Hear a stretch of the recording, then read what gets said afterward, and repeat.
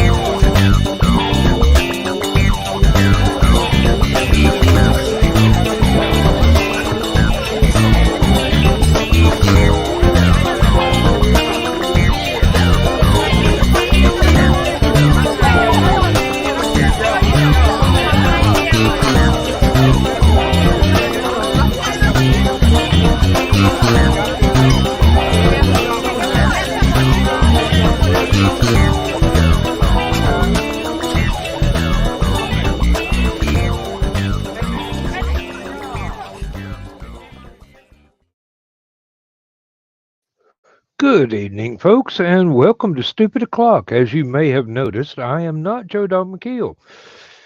Joe Dog is on his way home from Atlanta at this very moment. He is planning to join us shortly, but he's having to drive safely, and it is at least a good 90-minute drive. So let's give him time. Um, no big deal. I have been busy today, uh, writing a little. Uh, I can't call it a story. It's more of a character sketch for Nick Talkert.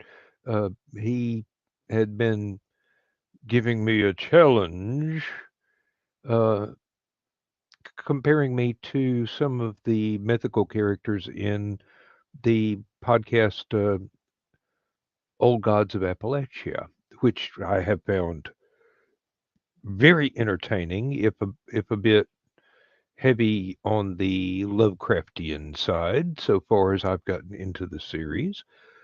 Still, I like Lovecraft, so, good horror stories are not easy to write, especially when there have been so many that really have been so amazing. But I couldn't get it out of my head, couldn't get it out of my head, couldn't get it out of my head. So I finally fired up the word processor, said, bugger everything. I've got to get this done so I can get something done tomorrow. I've got work around the house I need to accomplish, but today was a writing day. So I put in about 4 hours for close on 3,000 words, maybe 4 pages. Um, it was interesting. As a character study, it was quite interesting. Did not know where it was going to go when I got started. I just knew the character, the narrator voice that I was going to use, and I knew the general gist of how it would flow, but not very many specifics. So basically, I just sat there and typed, let the words flow. I winged it. There was no written outline, which for writers like myself, a written outline is a bit of a handicap because you keep thinking you got to stick to it. But I do the more stream of consciousness sort of thing where the words run through my brain and run out through my fingertips onto the keyboard, and the computer just kind of takes dictation. That is the way I work. It's not the best way. It's not, by no means is it the only way, but it's what's comfortable for me. Now, after I had finished it and showed the first draft of this to Nick, naturally I went back for an editing pass and added um, a little bit more in the way of dialogue, and a few clarifications to the rough scenes that were represented. I had a lot of fun with it, and it's looking really good. I'm quite proud of it.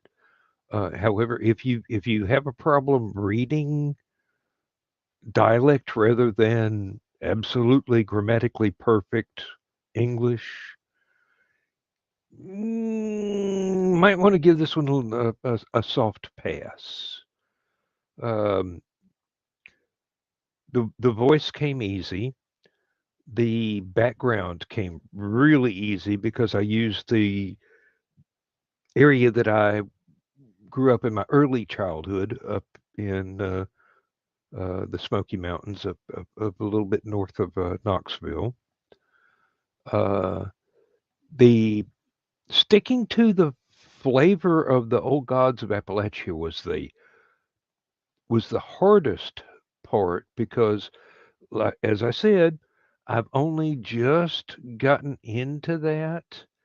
It's not one of those things where I'm extraordinarily comfortable in their universe yet, but I'm getting there. I mean, it's not like I'm going to submit it to anybody. It's a character sketch. It's not a story.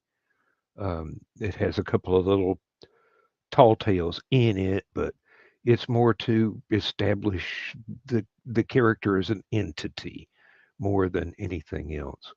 And I'm quite fond of it. As a day's work, I think I did very, very well. And apparently, Nick tells me that anybody he's shown it to since I sent him the unedited copy has been quite happy with the read through that they've done. I don't know if it'll go anywhere. I don't know if it'll ever get any further on than those few pages. But it's an easy voice for me to write in. It's I don't know. I'd really have to kind of dive back into the mythology of the time and place and see if there's an actual story there or if it's just once upon a time there was this guy sort of thing.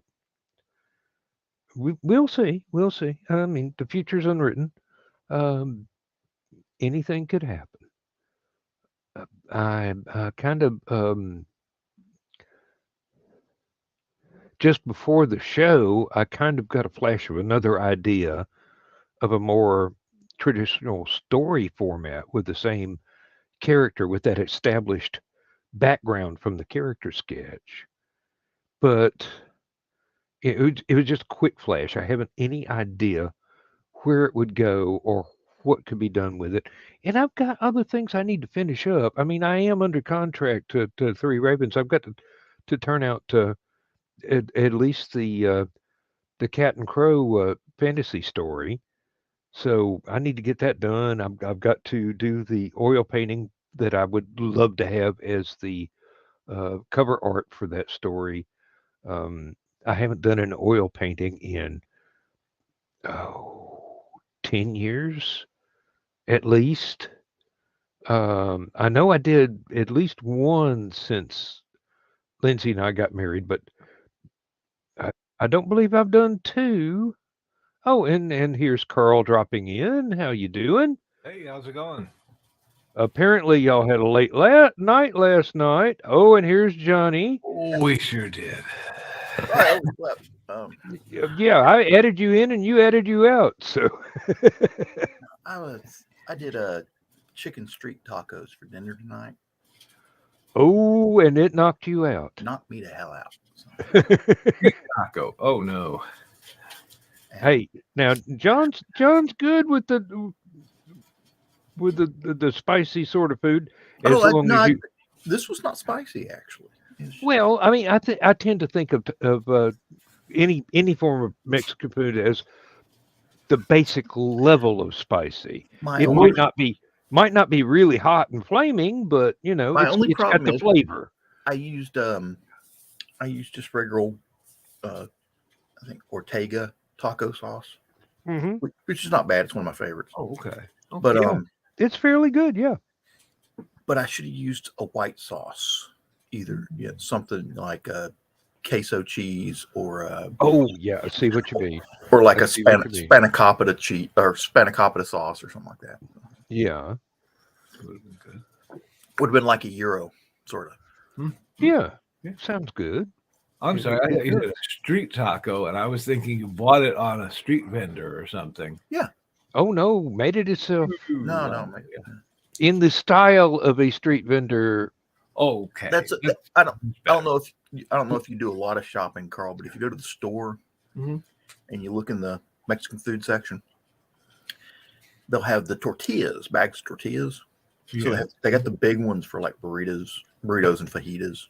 And they got the small ones for like soft tacos. And now they got a new one. It's the even smaller one that's just for the street tacos. And that's your street taco kit or whatever. Yeah, basically just bite size, maybe 3 bites, and the whole thing's gone. But those are good too. Oh yeah, sometimes you need a bag full of them just to wander around while you're shopping and munch out. The one I like is the lady went to this restaurant and ordered her dinner to go, and was going to take it home and eat it. And they had bacon cheeseburgers. There's Chris. Oh, okay. We missed him last night. He came in the green room and then vanished. Yeah, Hey, Chris. wasn't showing anybody on. Well, we were all there saying hi, and Chris, how you doing? And your picture never came up, and then you left, and it must have just been one of those times when crossing the streams. yeah, really the connection was just not optimal. But you were missed. People were going, oh, I hope he comes back. I hope he comes back. So Yeah, like I said, it didn't show anybody in there. I'm like, damn, I guess everybody left. no, Hey, Don. actually, Oh, geez. What, 4:30, I think, in the morning. So where's Joe? Joe is coming back from Atlanta. Yeah, I got home a little quicker than he did. He's in traffic, and he may Traffic have in Atlanta? No. Say it ain't so. traffic Well, between. he dropped me off before he went. Oh, okay. I Yes, mean, I traffic wouldn't. between Chattanooga and Atlanta is nothing to sneeze at. No. 23 hours out of the day. I mean, might be a little hour, but a little time between 4 a.m. and 5 a.m. where it's Well, not really busy, but it started raining as soon as we got on the interstate after a stop at That's the other reason I fell asleep and stayed asleep is it was raining pretty good here. I have a roof right there, so when it rains, it's just right on top of my bedroom. It's great. Yeah. well, I got a roof right there too, but I don't care if it rains or not because it's a good roof. Yeah, it Yes. was first time convention, and Which convention was it? it's a new one called Nerdy Gras. Oh, yeah, I that saw the sounds advertisements interesting. for it. Yeah. Yeah. So what was it like? Like I said, it was a first time convention. Had a little bit of crossover with some from ASE and Steampunk Expo. There were some new folks there, some familiar faces as well. So the important thing is you had a good time. Yeah, and it was good. I got to see Bernard. I hadn't seen him in a long, long time. Bernard Martin is one of if people that have not yet to meet Bernard, he is one of the sweetest, nicest guys you could ever hope to meet. He is one of the coolest guys you will ever meet. I just absolutely love him. He's great, and One of the smartest minds around too. oh, he can tell a story. I swear. And he is a wizard with computers. That is, yep, that's true. That's true. That's not something that I had previously known until recently, but yes, he is. I did get to see Hillbilly briefly. Oh, good. Glad of that. John Pica was there. And here's Rich. Bye, So Rich. we're getting. Hello, Rich. Hey, folks. Sorry I'm late. I was watching some educational programming with Misty. History of Is the that World, what they Part call 1. it now? Yeah. History of the World Part 1, yes. Yeah. In my Oh, day, we called okay. it porn. So that's- Oh yeah, you gotta watch that. No, this is better than porn. It's Mm. Mel Brooks.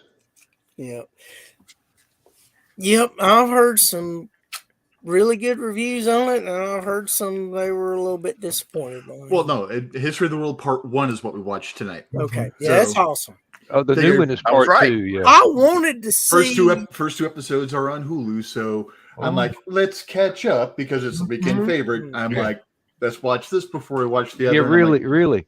Take a refresher course and then dive into the new material. yes. I wanted to see the ones they previewed at the end of History of the World Part 1. I really hope to have some of that, if not all three, at least. I'm really hoping for at least one. Now, I was really hoping for the Jews in Space story. I love that song. I was hoping for the ice show myself.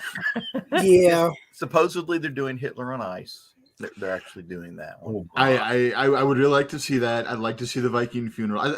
I'd love to see all three, but if I only had to see one, considering how often I used the joke about Hitler on Ice when I was younger to hardcore evangelicals that were telling me I was going to hell, my response was, all right, I'll be handing out programs at the gate. I'll see you there. Hitler on Ice at 8:00. Oh, man. Wow. Actually, if you haven't seen To Be or Not to Be, Oh, that's I a love good that. one. That is a great one. Uh-huh. chocolate colored nougat. I think that is one of the few I haven't seen. Oh, Tim Matheson is really nice in that as a supporting Oh actor. man, he steals some scenes in it. Oh, well, I mean, Johnny Quest would, I mean, seriously. I forgot that John Hurt was Jesus in History of the World Part 1 until I was watching the Yeah. credits. Oh no, not again. Well, the funny thing was you had such a great cast. B. Arthur as the unemployment clerk. That would be good. Yes. I'm a stand-up philosopher. Oh, Big long explanation. Oh, you're a bullshit artist. Yeah. Did you bullshit last week? No, It was almost in my hands. last week. That was good. And of course, Comicus. He's We, I can't think of his name, but he's a great character actor and side role. He was in High Anxiety too. He was really good at it. that's one I haven't seen yet. Oh, I always, I I've only always, seen bits and pieces of it. but- I've always meant to. I mean, it's Mel Brooks. I should, Are but you I thinking never got Harvey around to it. Korman? Hey, Chris, there's an idea. We'll get Joe to do a screening of High Anxiety at HalloCon. Ooh, that would be good. We'd have to worry about if he live casts it. If he doesn't live cast it, he might get away with it. But We'll do it. We'll do it old school. Like you remember the movie rooms we used to have at conventions. We're just yeah, well, the thing is, he has this policy about stuff that's not public public domain. domain movies, and if it's not public Yeah. domain, he doesn't want to take a chance on it just in case it Yeah, accidentally winds up on somebody's phone when they're doing a Facebook text or yeah. a Something YouTube about the- convention report or something. Yeah. It can be a private screening that someone just brings a copy down and shows it And- in a room. There will be no pictures or any commentary made about this. We can't let anybody know we watch this without paying for be it. just our luck. Mel Brooks shows up. If he shows Okay, up, that's where Donna comes in. The designated distraction. if he shows up, I will kiss your butt for 5 minutes long enough to draw an audience. Of course, my hand will be between my lips and your cheek, but wearing a glove. But I don't believe I would have gone there, son. that's how unlikely I feel it is to happen. Well, definitely unlikely considering he doesn't know any of us exist. High Anxiety and Young Frankenstein would be great for a private screening. Oh yeah.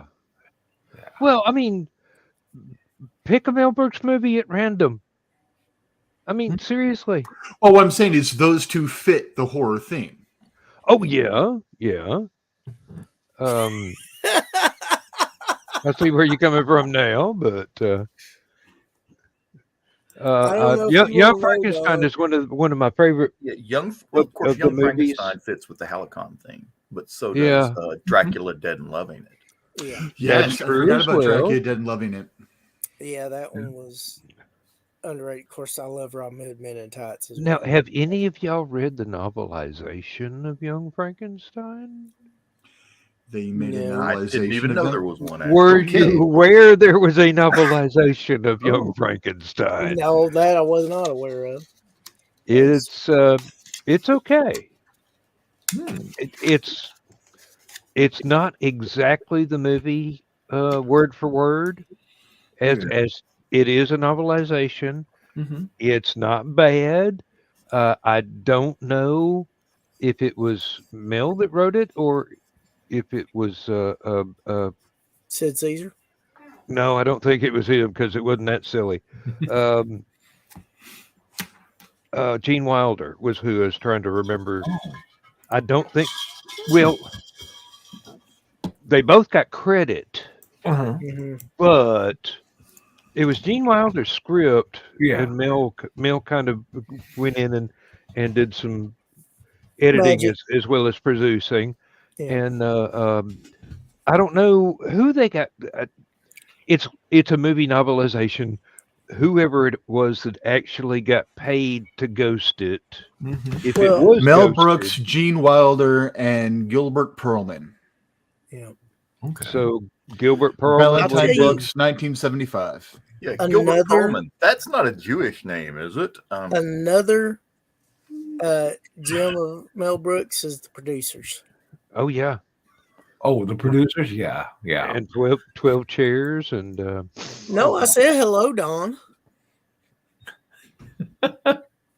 Hey, Dawn.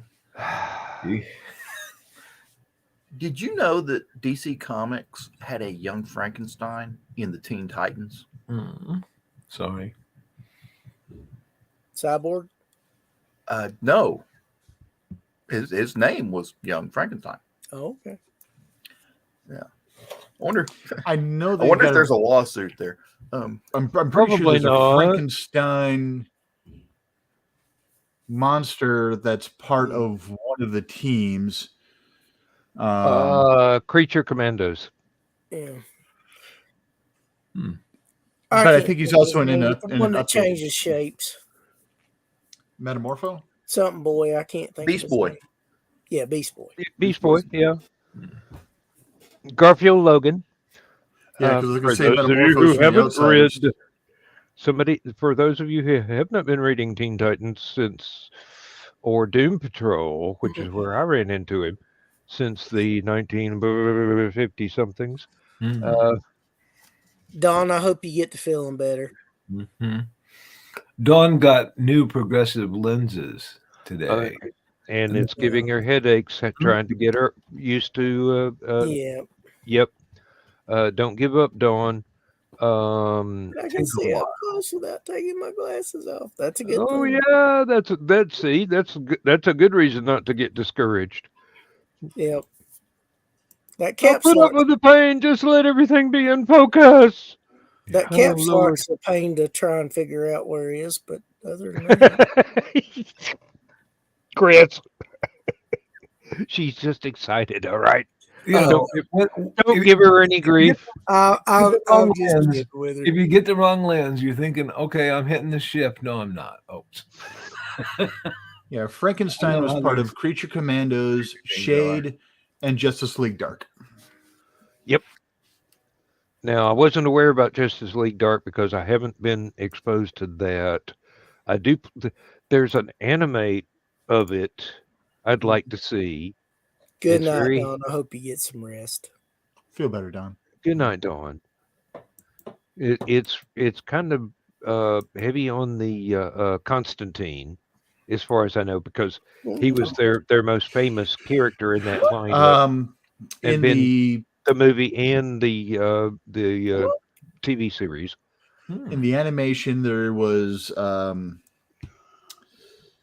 Batman, Constantine, Zatanna, and I think Deadman. That makes sense. And I think a couple of others possibly, but I haven't seen that movie in a while. That one came out. Crow was very young, and Crow's 15 now, so I want to say probably about 10 years ago. Evidently, they've either got a brand new one in production, or it just came out a few weeks ago or a few months ago. I'm not sure, but I have heard of a brand new one. And it was not supposed to be a remake of that one, and it was not supposed to be. There was Apocalypse War that came out in 2020, which was a sequel. Okay. The original Justice League Dark was 2017. Really? I thought Not Crow that was long younger. ago. I thought Crow was younger for that one. No,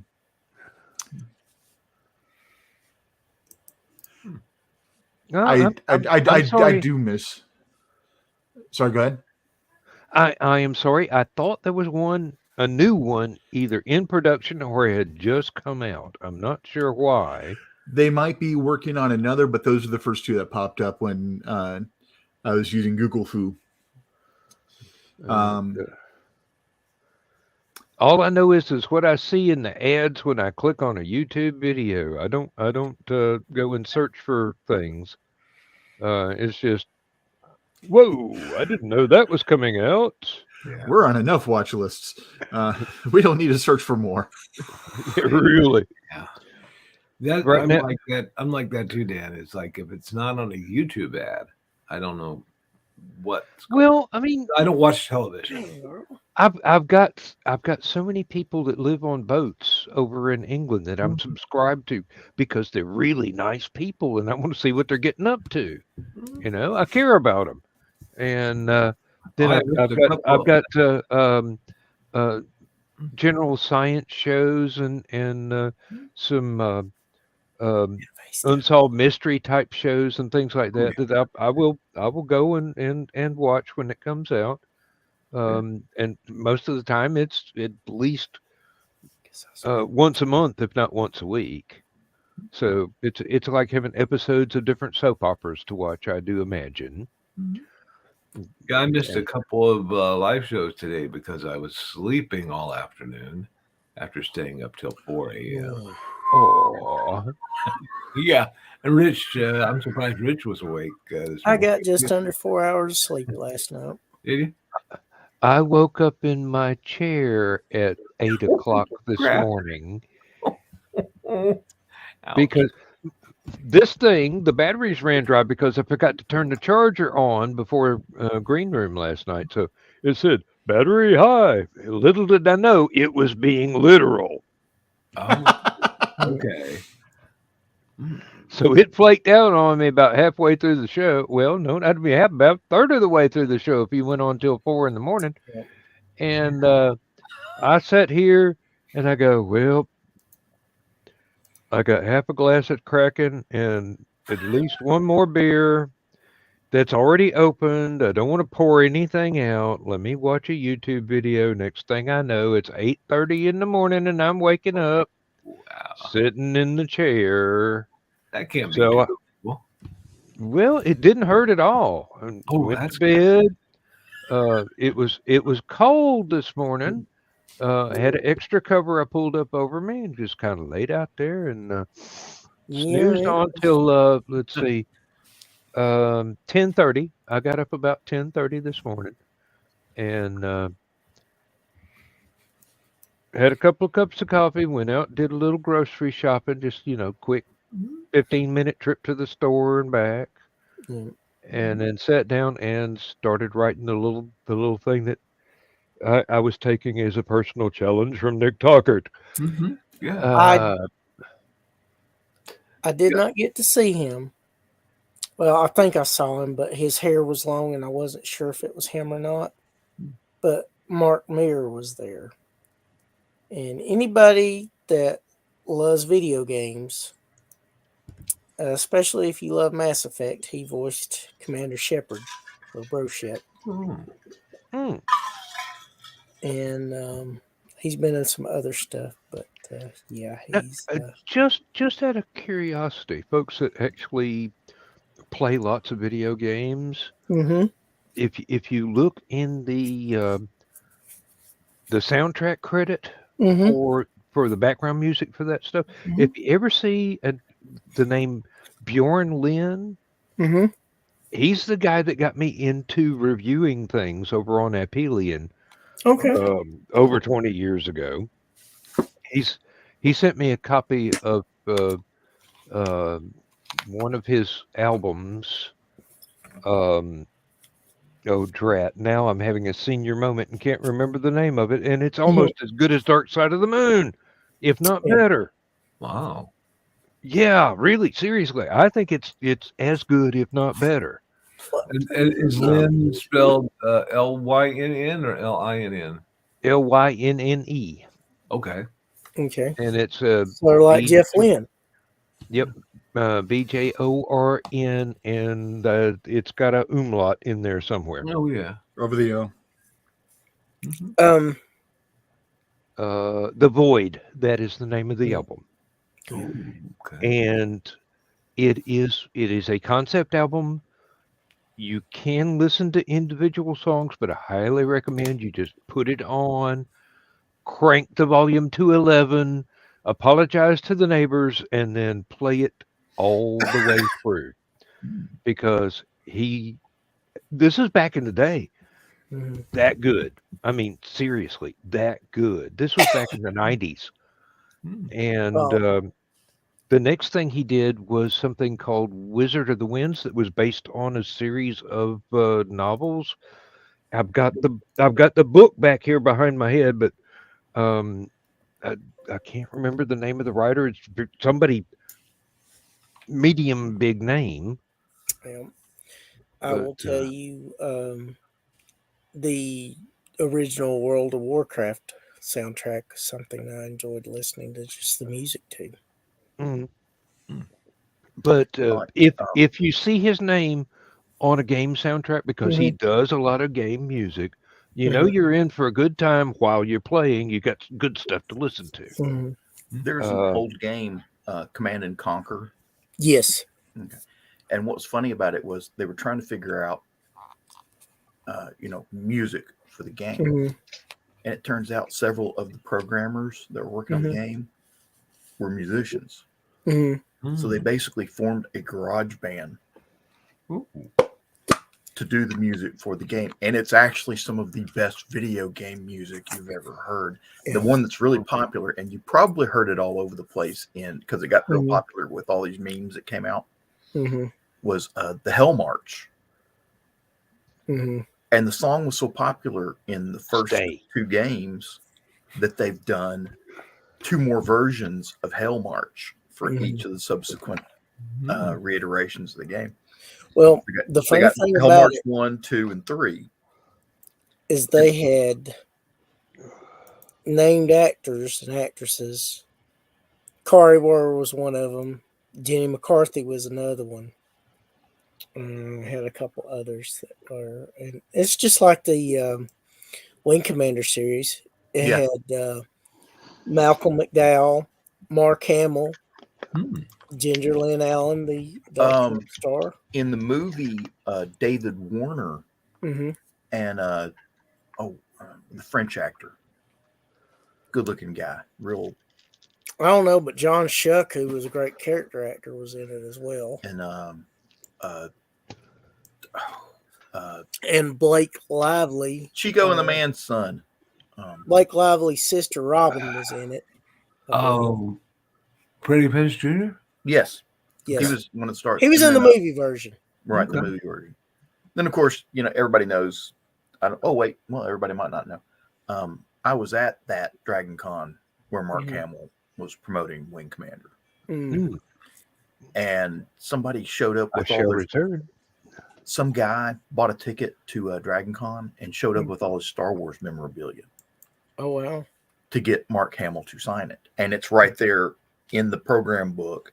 It was on the poster in front of the room where he was signing for Wing Commander. It says, Yeah. "We will not be promoting Star Wars. This is a Wing Commander event."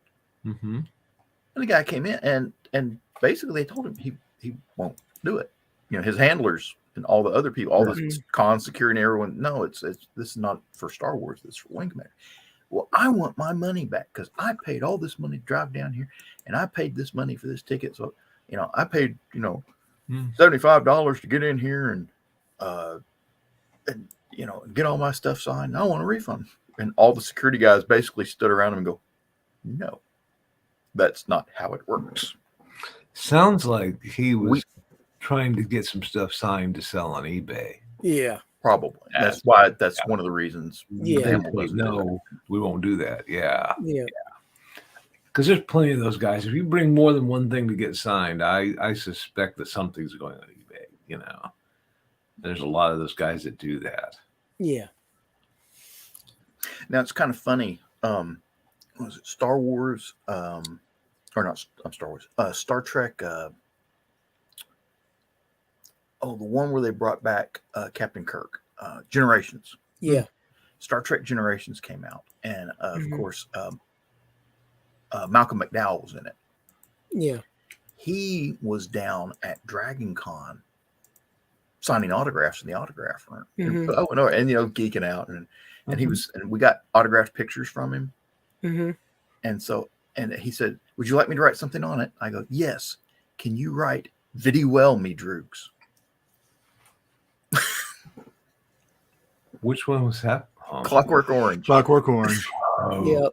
And he basically had the same reaction you guys did. What? He was expecting something from Star Wars. Yeah. Mhm. Or Star Trek. Excuse me. Yeah. I saw something where he was saying when they were filming that because he wasn't really big into Star Trek, Mm-hmm. and he was like, I didn't know what I was doing half the time, where this fit in the movie. I just did my job and left. He wasn't that interested because he's an actor. He's a a famous Well, actor. I'll he- tell you one Well, of his. most of his characters that it's funny, he plays a lot of sci-fi characters, but he also Mhm. plays a lot of classic characters like Mhm. Caligula and Mhm. stuff like that. Mhm. Well, He's what I was going to point out as one of my favorite roles was he had a small part in Fist of the North Star. really Yep. And Costas Mandalore was in it. because he was also in Tank Girl. Yep. And he was also in, of course, he was in, I think he was in the film version of movie Wing Commander. I know Jorgen Pernshaw was. And, of course, Matthew Lillard was in it. Yeah, and he's a damn fine actor. I mean, Mhm. to just have the part and not understand what the project is, Yeah. and go ahead and be that amazing in it without knowing what's going on, without being a fan of the genre. He's great at doing, those classic, just dramatic roles. He's great in sci-fi stuff, but he's Yeah. also a hell of a comedic actor as well. Yeah. Oh yeah. Now, You shouldn't there- talk about Chris that way. No, he's talking about somebody dealing Girl Scout cookies. Oh, there's a okay, that's good. show on Prime that has Nick Frost in it, Simon Pegg, and Nick Frost is an amateur ghost hunter blogger type thing, and he keeps calling Malcolm McDowell's character Dad throughout the show, and then partway through you find out it's his father-in-law, not his actual dad. Okay. And you figure out why, the guy that he's calling dad is treating him like crap all the time, because it's just the son-in-law. It's not his actual son. But it's a hilarious show. Yep. Hello, Joe Dog. Hello, Joe Dog's cookies. Hello. I think Malcolm McDowell was in the movie Elektra with Jennifer Garner in it. I want to say you're right, but I want to say he was the sensei. I've only seen that once. I can't remember all of it. Yeah. He was great in Time After Time. Yep. Which Oh, was, yeah. He's great in everything he thinks about, yeah. let alone performs in. I mean, Yeah. when I first saw that, the premise of H.G. Wells chases Jack the Ripper across time, I'm like, yeah, okay, but Malcolm McDowell really sold that. I mean, he really did. So Well, David Warner was no slouch either. no, I would love to see Very good, something with him and Malcolm McDowell and Jeremy Irons in it. Oh, that would be worth big money. Is Yeah. there such a movie out like that, or I don't know, but I would don't love think to see so, that. but somebody needs be to cool. write one real quick. Because there are several actors I think just blow me away with their narration. Of course, Jeremy Irons is one. John Huston, if you ever saw the animated version of The Hobbit, he's wonderful in that. And Jeremy Irons is one of those great actors that he is a horrifically evil and well performed villain, and he's just a great hero. He's one of those that, because there's so many actors out there that it's like, all right, I only like to see them in villain roles, or I only like to see them in hero roles. But Jeremy Irons is one of those that he is delicious in both kinds. There was a Discworld movie that he was in where he was playing a villainous hero. The Patrician of Ankh-Morpork. and he did. I'm not sure I would have added the lisp, but it was it's like this guy is going to take entirely too much joy of throwing you in the scorpion pit, my son, uh, for legal reasons, and he Yeah. is the law. But I loved his narration of Aragon. If you watch the movie, which some people didn't care for, but I thought it was a reasonably Yeah. decent movie. It I've wasn't never read great, the book, but it wasn't so awful. yeah, so I couldn't tell you if it was an enjoyable ride. It wasn't a great, fantasy epic, but we've watched it numerous times. We enjoyed it. And I love Rachel Weisz as the voice of Saphira. Rich, I would say do read the books at least once. They are on my to read list. I just haven't got around to them. It's just so that you get to know all the stuff that never got in the movies. Yeah. Quick question. And never would and never could, because quick question. Is this so going to be a 3-hour stupid o'clock? As long as it's not a change. 7-hour stupid o'clock. If it is, I'm still going over the Last Man Standing in one. I don't care what y'all do. That's just it. At midnight, you're supposed to set your clocks back. Oh. No, But it doesn't it- take effect until 2. At 2 that's a.m. fine. Okay. Yeah. That's for people that go to bed or at midnight. That's for people that actually go to bed. Period. Full Yeah, stop. some of us just sleep in our chairs. Usually be me. Yeah, usually just sleep in my damn chair. So, It's not tomorrow till I wake up anyway. hello, Zach. He's had a busy Hey, day Zach. today. Hmm. Zach. If Zach wants to come on, I'll give up my seat for him. Oh, we've Why? got plenty of room. Have We you don't still put got people- the secret Meyer? We can trip? totally Brady brunch. Oh, Yeah, I got the secret Meyer shopping trip to do tomorrow with my scavenger. Well, Carl, if you need to go, that's fine, and we're very glad that you came in. But I'll we're stick happy to around have you till- stick around. Oh, too. I get it now, Carl. I'll show up and you cut a trail. Yeah. You're on last man standing, but when I show up, I understand now. No, Joe. Usually, Carl doesn't stay up to He's watch. trying TV. to avoid I'm too Rick boring rolls. I'm too boring for Carl. I mean, seriously. Joe, this is stupid o'clock, not last man standing. Keep it straight. And Zach, you got the link over in the Discord. Oh, how funny, because I just sent it to him in Facebook. No, I just came on here. Dan was kind of going through solo there and talking about writing, and I was like, that's how I usually write, more with an outline sort of deal. But this latest one, I've been doing more like what you've been doing. I will start writing something, and then the spy novel has been a nightmare. So I got to put stuff on a timeline, and then I'll say, well, I'm kind of stuck here. So I'll go now. I'll skip to the 1950s, and I'll start writing. I was like, Yeah. No, that's useful. Yeah.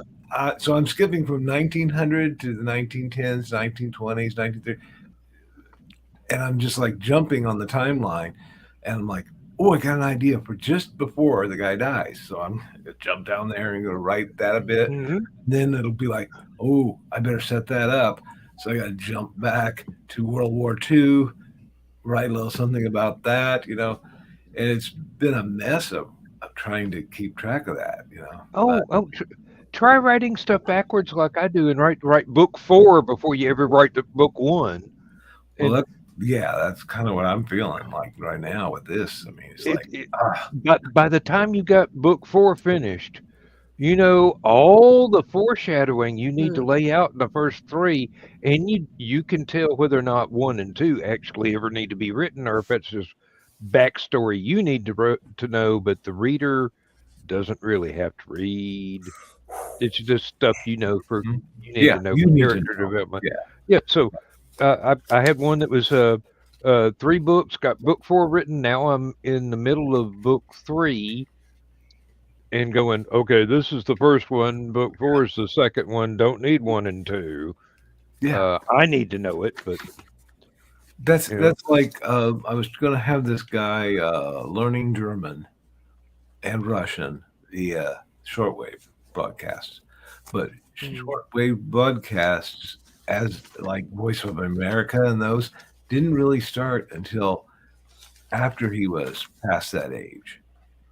So I'm like, okay, well, he was listening to boat transmissions because he's living in a port town, so he's listening to the boats that come in.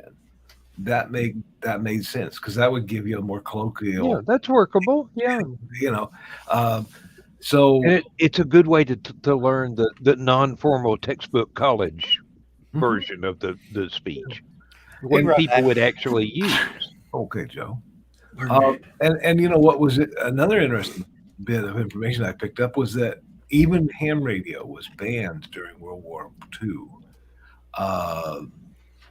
because the fear that people will get on there and talk to somebody else. You know, so even in the free countries, America and Britain were forbidden to get on the ham radio during those times. So Well, I could see where they could be afraid that somebody would home in on the signal. Exactly, because those signals do come out. They travel thousands of miles sometimes, and all you got to do is triangulate. You know exactly where it is. And they had direction finding antennas as far back as World War One, because they had the dang Zeppelins up there. Mm-hmm. Zeppelins could hone in on where you were transmitting from. So there was one thing that the Germans did. They had 2 transmitters spaced widely apart and had a tight beam, and where the beam crossed was the target. Exactly. Yeah. And they didn't have to rely on anybody in England sending a signal. Yeah. They just followed the beams till they got to where the crossing point was. Open Bombay doors, hell, and And that's the kind of stuff that you're like, okay, now how can I write that into a conversation between 2 characters? Yeah, it makes it a little stilted. So you got to really. Well, yeah. You got to have really interesting characters to pull that one off. Did you see Donna's comment? Her writing style is rubbing off on me. Yes. Yeah, not the green room. Donna. I've been waiting to borrow back from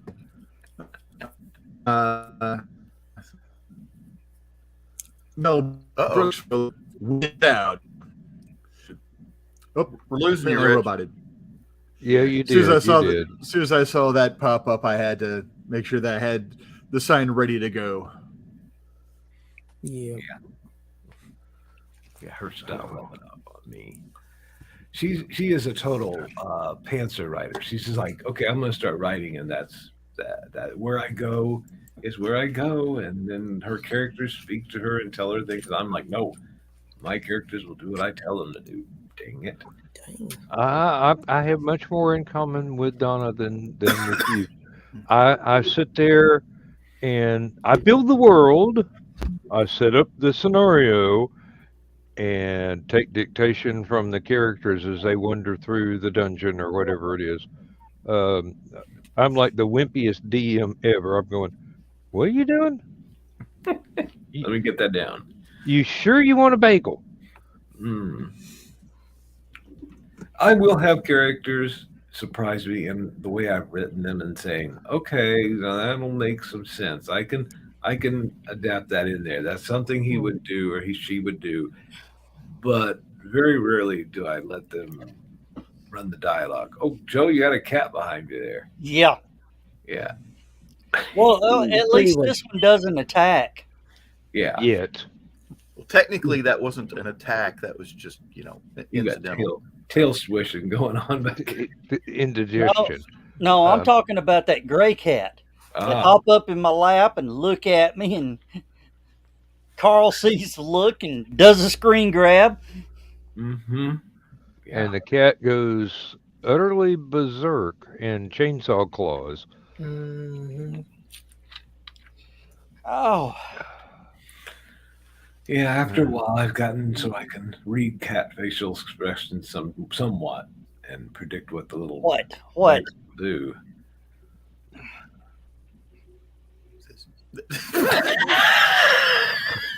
Didn't predict that though. That's a good screen grab. What do you mean you All didn't Oh, predict it? man. That was. It's a cat. That's what they do. I do believe that is the marked opposite of facial expressions, but Mhm. it was That certainly expressing an opinion. Supposedly that means in cat language that means I trust you. Hey, Dad, does this look swollen to you? Yeah. Yeah. Hey, Zach. Hey, Zach, Hello. you've been busy today, haven't you? Oh, it's been a day. Yes. Mm-hmm. Because I was watching the Terra One. The emotional roller coaster of Oh, Terran One yeah, that just never knew like, what oh, it was going to do. yeah.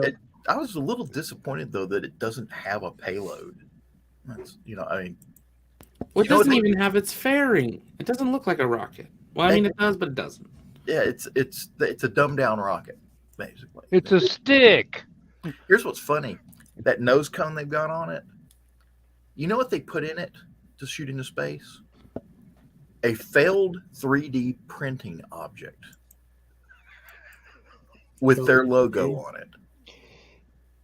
As if there wasn't enough junk floating around there to being useless and a potential hazard to navigation as it And I was is. like, if you're gonna send something up, I mean, you look at Voyager and the disc with the message on it, and something like that. That's cool. Yeah.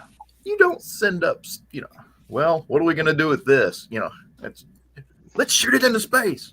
The best part is they have replicated it, so the hosts could have a replica of the failed 3D print to talk about on stream. So they're holding it up. That this is what's inside the payload. Okay. Now, Oh, Lord. one of the other interesting things about this 3D printer is they have a proprietary aluminum alloy mixture. Hmm. They have come up with their own aluminum alloy just for this 3D printer rocket thing.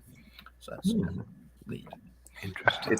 The rocket is 85% 3D printed. We'll see if it ever gets off the ground. Did they say why they scrubbed today? Well, on which attempt? 1, 2, 3, or 4? The What? 1600, attempt. the last one of God. the day. The two big ones. Let me find it. Was it a fuel issue again? No, Oh, it was Lord. all second stage Hmm. this time. Let me find it. Well, he's looking for that. You talk about space junk. In the 80s, I think it was, Pepsi actually paid to have their Pepsi logo painted on the side of a satellite because they thought that within 20 years, people would be going into space a lot, and they wanted to have the first billboard ad as you went to the moon that you'd see this Pepsi. Like, space is vast. The chance that you're actually going to see this Pepsi satellite is very slim. Especially There's an since I would interesting- think that they would try to schedule launches to miss them. There's an Yeah, interesting, it's the whole. there is an interesting sci-fi trope for you. Is an alien satellite gets picked up by Earth. They send a mission up, grab the satellite, bring it back down. It's got alien writing all over it. And when they finally decipher it, it's basically the alien version of Pepsi. There you go. Well, the thing is, if that would have happened within the past 2 years or so, Mm-hmm. Dollar General would be like, Oh yeah. Dollar General will be on Mars. Yeah. What's that Yeah. big yellow dot? Dollar General would be in the satellites. I'm Yeah, gonna ask something. Hey, stop Waffle by the Dollar General. I need to pick up a few things on the way. Do not laugh. They need to send a Waffle House to Mars. The Dollar well, the General first three Space things Station. on Mars will be a Subway, a Waffle House, and a Dollar General. Dollar General. No, I got something to ask Zach. In a Walmart. What Starbucks. did you think when you read my gut feeling yesterday? Wrong, but then maybe right. But then, oh wait, maybe even more than a little, maybe more than right. And he called it. Yeah. And then I canceled my flights. Oh, So Oh. the relativity, abort 1 at 0.5 seconds count, it aborted. They had already ignited the engines, and the computer was like, no, stop. And then they hung out for a bit, and then abort 2 was called at 45 seconds because of a PSI issue on the second stage. There was a third abort, which wasn't technically an abort, was a hole and then a recycle, was because we don't know what it was. I think it was a kayaker decided to just like float into the range with like 1 minute to launch. So then they had to send the Coast Guard and kick somebody out. But there was nobody with a boat tracker on any radars. So it was something small. So I remember. 16. Hold. Boat in a boat downrange. I'm like, oh, what idiot! Yeah, there should be a fine that if you scrub a launch and you $25 million fine. yeah For scrubbing a launch. yeah. The one thing I'm surprised they haven't installed down there is like when you come out of the port in the shipping, like the port lane, there is a big-ish LED sign that scrolls. That's like, launch today, 4 p.m., blah, blah, blah. But there are no identifiers then along the entire Space Coast of active operations. So if you, parked at Play Linda Beach and they're launching at the far end of Cape Canaveral, you can't walk the whole beach, but if you get in the kayak and float out, there's no sign or identifier that you're coming into a range if you're not smart enough to look for a NOTAM.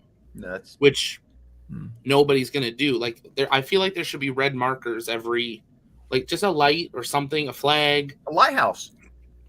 something. You think they'd Blues have a with red, navigation. green, and yellow lights on top of them. Yeah, literally Well, something. Or at least A the 50 Coast caliber Guard machine vessel. gun pointed straight out.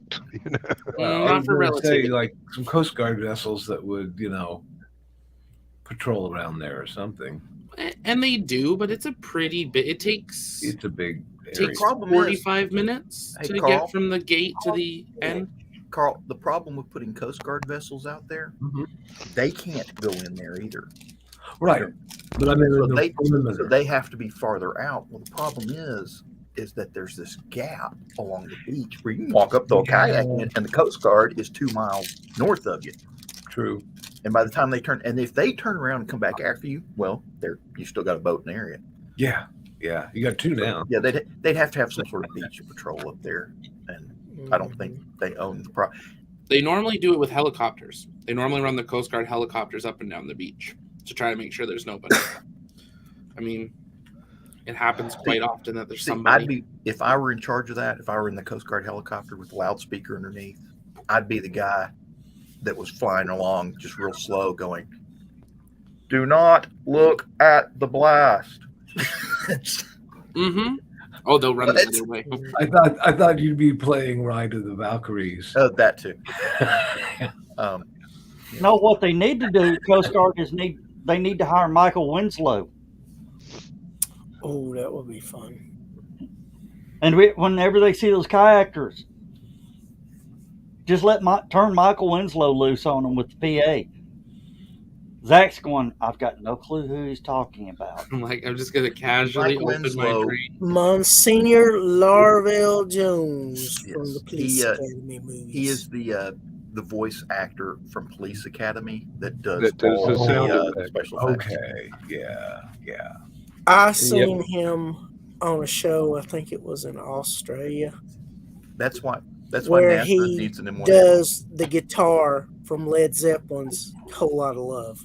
He his did voice. that on the Tonight Show once too. He did it in the Cheech and Chong movie. He did Jimi Hendrix. Yeah, Yep. Purple Purple Haze, Haze, if I yeah. recall.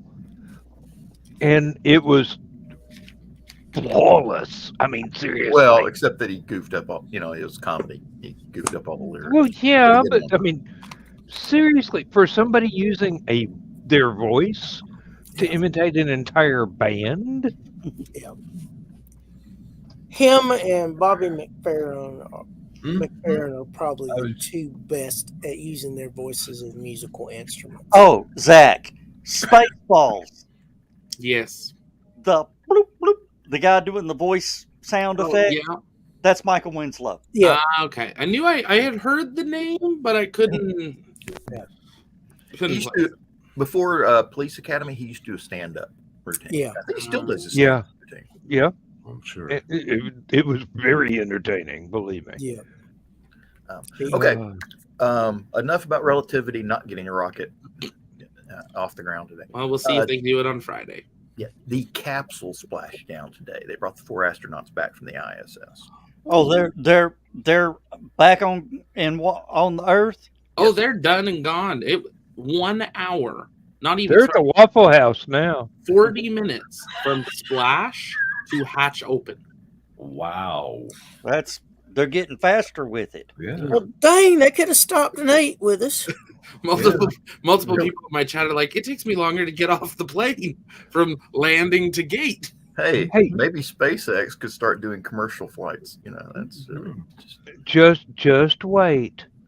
They're going to have their own little landing field at Hartsfield, Mhm. and No.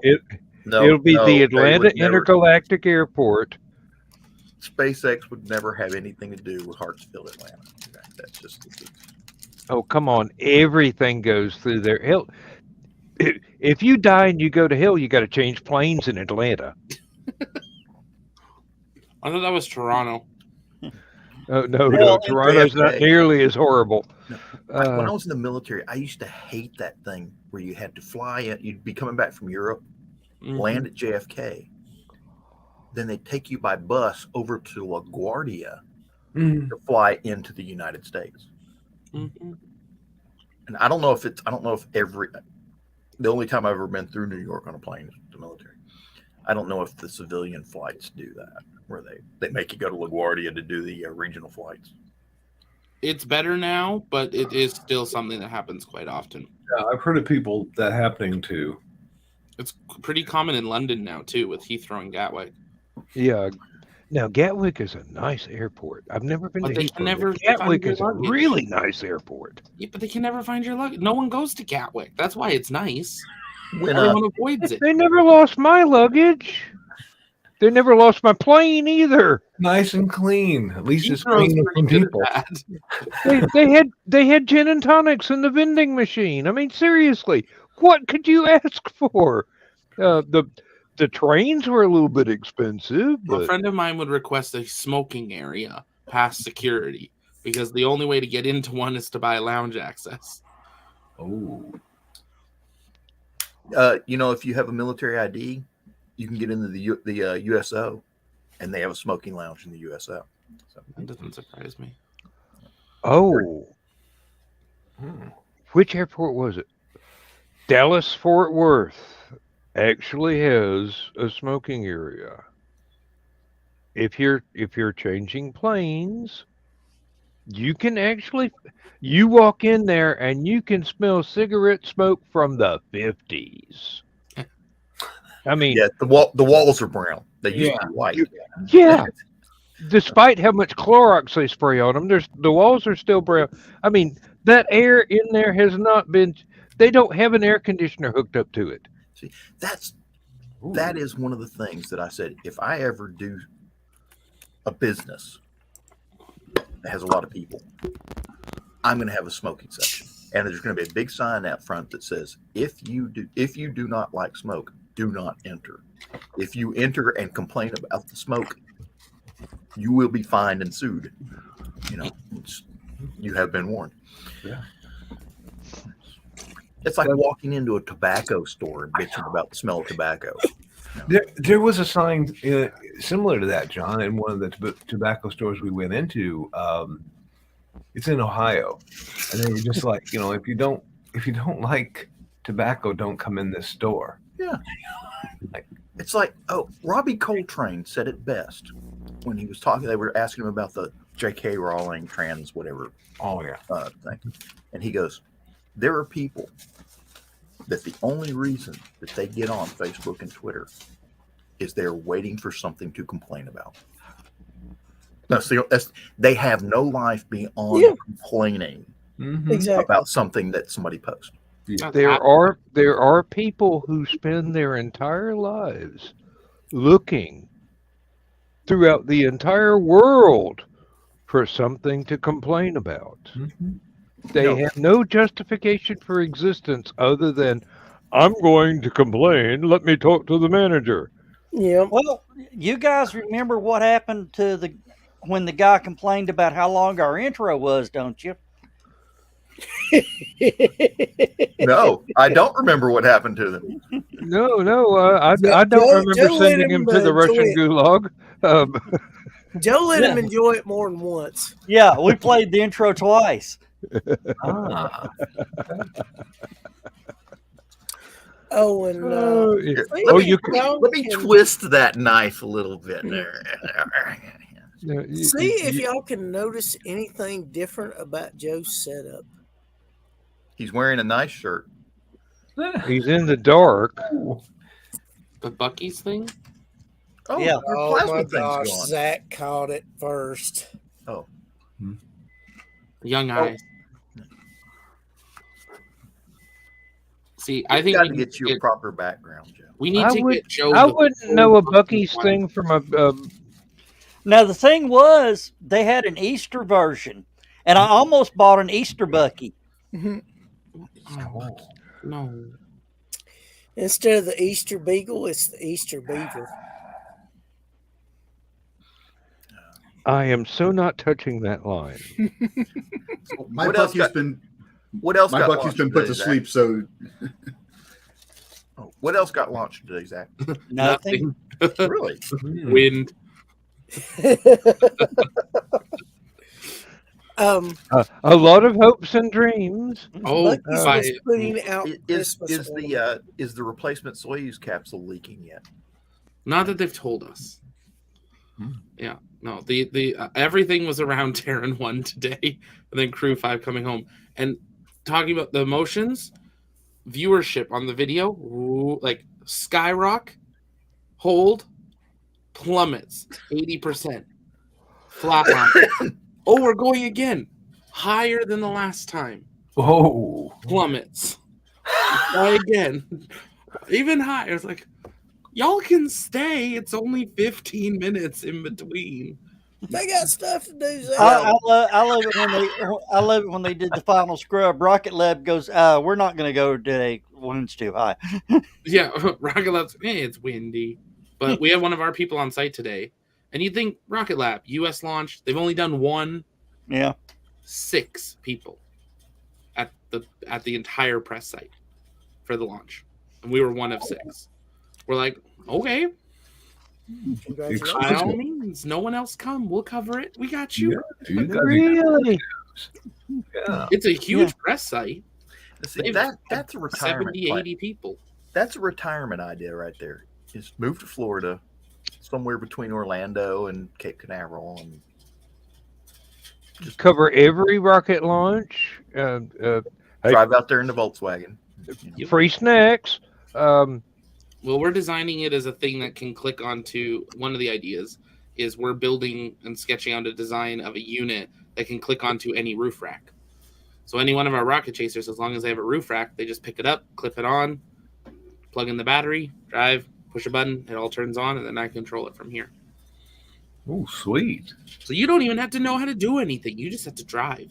So to just be a remote camera, basically. Basically, with the Internet. driver. Like, what's that one word? World Cam? I could actually qualify for that That- job. I think World Cam's the one where they got cameras all over the famous places, and you can go Yes. there, and if nobody else has priority over you, you can Mhm. remotely move the camera and zoom in on Yeah. stuff. Yeah. Yeah, those are nice. They expansive. I talked to them. They've got one. They had that. I don't know if you remember Mardi Gras. I put Mhm. one up on Stupid O'Clock that was right there in the French Quarter Mhm. on Bourbon Street. and that was one of those. You could play with the camera and watch all the boobs. Zach, I like your idea of just clipping it to the roof rack. That would change the game for the British Space Agency. We don't need to tell them. Wouldn't it? Oh, Interesting idea. Simple idea. Until The they one- try to launch something from the roof rack. Well, the one thing that I've been shocked about is no one in the space industry has realized the direct connection to an industry that's already proven how to do this for 20 years, which is the storm chasing industry. Mm-hmm. And they're on the go when they're broadcasting. They're not parked in a parking lot. Hey, Zach, you need to get an old, like 1950s white ambulance. Put the thing on top of it and modify all the Ghostbuster logos to Rocket Busters and Rocket chasers. Rocket Chasers. I'd be lying if there hasn't been a render done already. All right. And you For got to when get Now, For when we just- have money more than we know what to do with. and you got to get the old British siren. Mm-hmm. You know. Just wait. Now, you're talking about what? a Cadillac hearse with a 500 horsepower engine. Yeah. That gets 4 miles to the gallon. That's okay. Well, only if you're trying to do 0 to 60 in less than 3 seconds. I mean, it gets 7 miles to the gallon usually. It doesn't need to move. It just sits in the press site parking lot.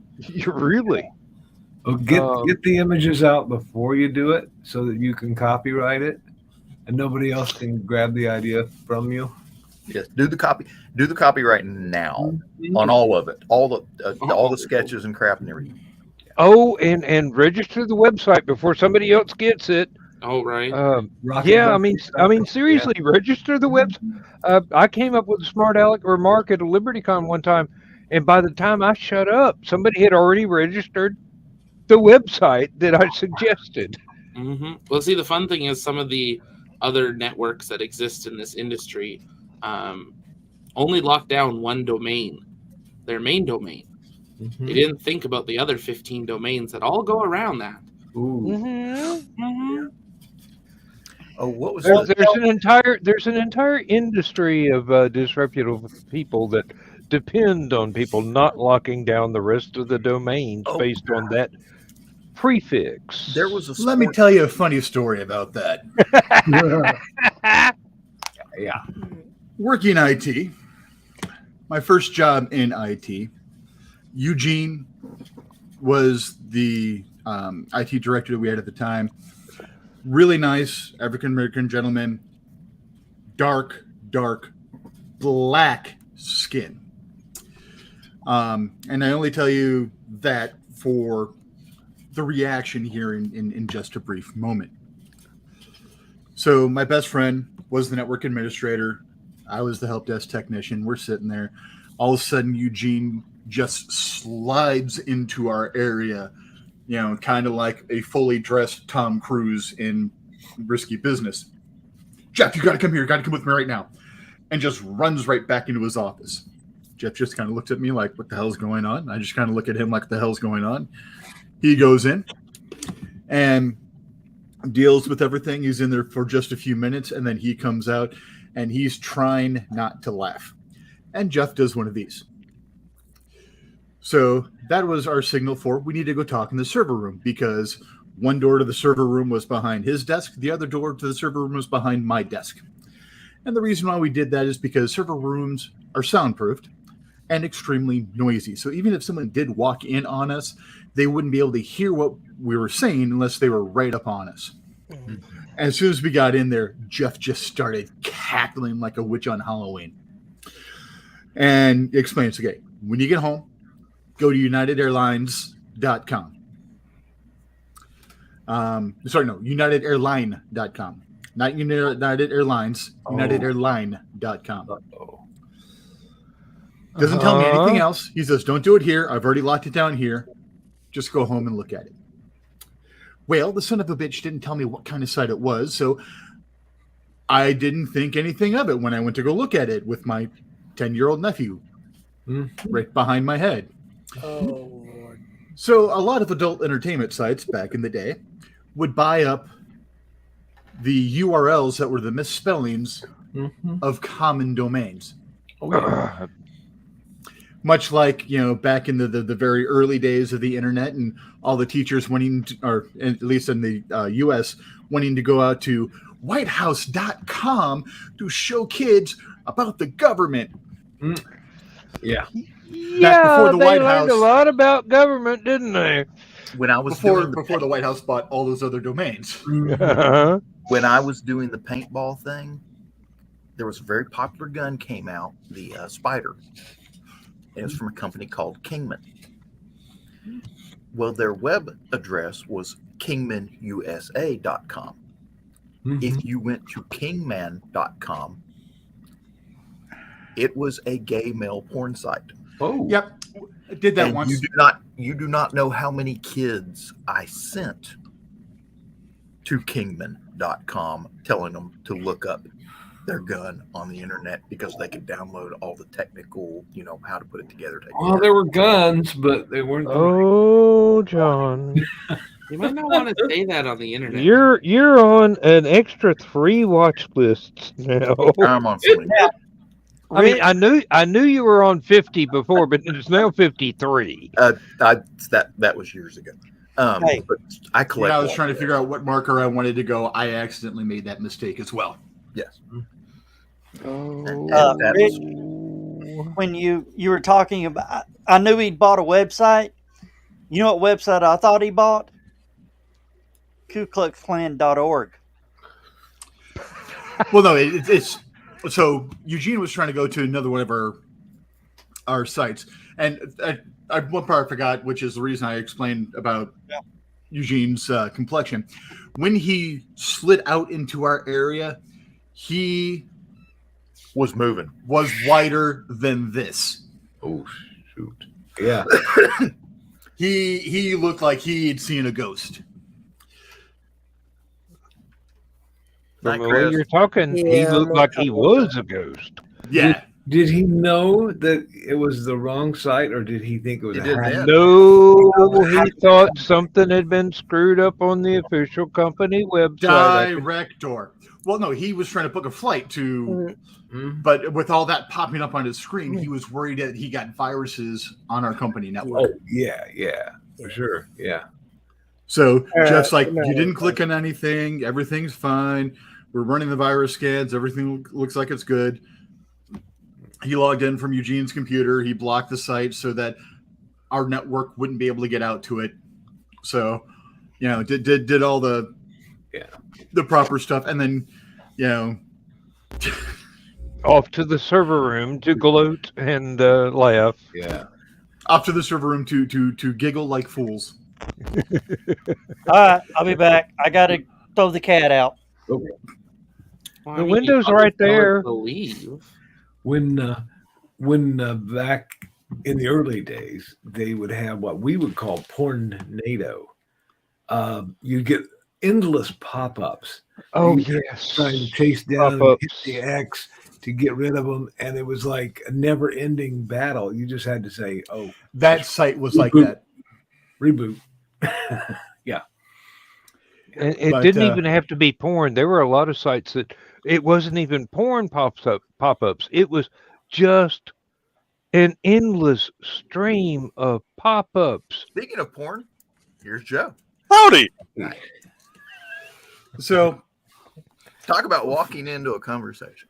another funny thing is we had another technician there named Richie. Richie, he was first generation American, brought up in the suburbs of Chicago, but had such a thick Philippine accent it wasn't even funny. And he would always answer the phone, "Hello, Itchy, help you." I would get hung up on so many times, and then they'd finally be like, "Oh, finally it's you." I'm like, "No, it's been me the last 5 times you got me. Thank you for calling the help desk. This is Rich. How can I help you?" That's how can you mistake that for "Hello, Itchy, help you"? But anyways, he annoyed us so much that back then, MTV had a site called like Liquid Generation or Liquid Nation or something like Liquid something. Television. Yeah, Liquid Nation. Yeah. But one of the things that they had is they had pranks upon coworkers. Oh, So they would have something that, you'd send it to them, and then there were some that were really nice and somewhat okay, where it's really quiet, so they keep jacking their volume, and then all of a sudden there's a jump scare that's just screaming in their face. Mm-hmm. That's not the one we used. Okay. They had another one that was porn-like, where it's doing all that, and yet you've got to jack up your volume, and all of a sudden it goes, "Welcome to Has Blasting Anal all the time," and just keeps repeating that. So we sent that to Richie. And he played it, and his desk was right next to our supervisor. And then, of course, it was just outside of the director's office. And the supervisor and the director were having an open door meeting in the director's office. Oh. And Jeff and I are just like, oh dear. Nothing happened. I have such interesting friends. Yeah. We're like, why would you click on a link you are not expecting and don't understand? The hell is wrong with you? Never mind that you said it to him, but Yeah, take the offensive right there. Yeah. Hey, Rich, you just gave Carl flashbacks of some of the stuff I seen. Yeah, pretty much. oh no, Joe Dog, everybody knows not to click on anything you post anymore. I don't care if it's a Mother's Day card. Nobody gonna click on it. I'm sorry. Just wait until Joe Dog learns how to spoof. No. Richie, so help me I like God, that. you teach him. Everyone's just like, That's, Joe you'll notice Joe Buck is already threatening you, Rich. You'll notice I tested on Facebook in my group. I tested the anonymous post. Yeah. To see if I could see who it was, and I could. So don't try it. Well, could you see who it was because it was you? Oh no, the admin can see who it was no matter who does it. Okay. You're not posting anonymously to me. Now anybody else that's in that group would say, "Oh, anonymous post, okay," but no, I know who it is. So Yeah, but none of us have any shame in what we post there. exactly, that's what I love about the group. I was going to turn that part off. That's and say, what you planned about the group. don't even allow anonymous, because if you can't, put your joke out there, then you shouldn't put it out there. Sorry. Well, I don't know I was afraid that somebody would use it for Rick rolls, and If you're not proud to have your name on what you post, don't post in the secret humor group. there you go. Post with Hey. pride. Hey, I'm glad I let the cat out when I did. I don't know if y'all saw that in the private chat. Yeah, I did. Uh-huh. I mean, straight for the litter box. Oh boy. It was like, whew, okay. So how's everybody's night going now that I came in at the end of the show? I'm still awake, so it's good. Yeah, really. My day went kind of like a blues song, but woke up this morning in the fucking chair, and then went to bed, and then got up early and got nothing done anyway. Because I got started writing on a story that was prompted by Nick Tockert saying that I was probably one of the old gods of Appalachia. So I ran with it. And it's actually good. If you haven't read it yet, I mean, go for it. If he sent you a link, because he's the only one I sent the link to. Now, But- wait a minute. Did I catch that right? Did Dan pass out in the chair again? Yes. The camera was off. My Yeah, he wasn't- microphone went dead halfway through the show, so I had to kill the camera. And I'm sitting there going, well, I'll use the other computer. I've got half a glass of Kraken here and a beer I just opened. I don't want to It's pour 100 miles anything from out. Chicago. It's dark, and he's wearing sunglasses. And I'm sitting there, I'm watching a history video of all things. Next thing I know, it's 8:30 in the freaking morning, and I'm still sitting in the chair. So I get up. Lindsay's already awake and watching a soccer game on TV. I mean, British time is, ahead of us a little bit. So she's watching one of the English teams beat another one of the English teams. Or maybe it was another one of the European teams. I don't know. I didn't pay that much attention, but I went straight to bed. Was it United? I don't know. Really, I don't pay that. If it's not Portsmouth, I don't pay attention because that's her Rich didn't get hometown. that joke. I'm shocked. Oh, Manchester United. That's her nephew's favorite team, I do believe. And I don't know how they're doing. What team was it that Iron Maiden bought?